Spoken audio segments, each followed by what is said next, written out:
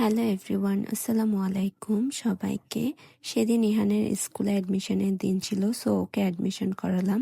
ইহান তার স্কুলটা খুবই পছন্দ করেছে অ্যান্ড প্লে গ্রুপের এত বুকস। দেন বাসায় এসে তার যেহেতু next day school, so homemade snacks ready করছিলাম। স্কুলের বাইরের খাবার no allow, so chicken donut ready করেছি।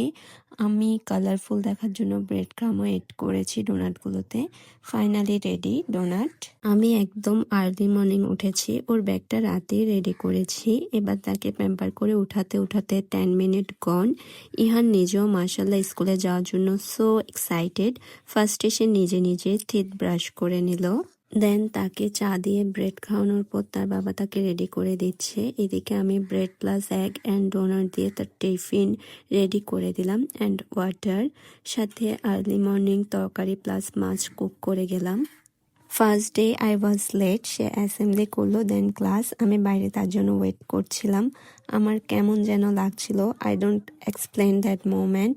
ফার্স্ট টাইম ইহান আমার চোখের আড়াল, ওকে কখনো 1 সেকেন্ডের জন্য ছাড়িনি। এই 3 আওয়ার্স 24 আওয়ার্সের চেয়েও বেশি কঠিন মনে হয়েছে।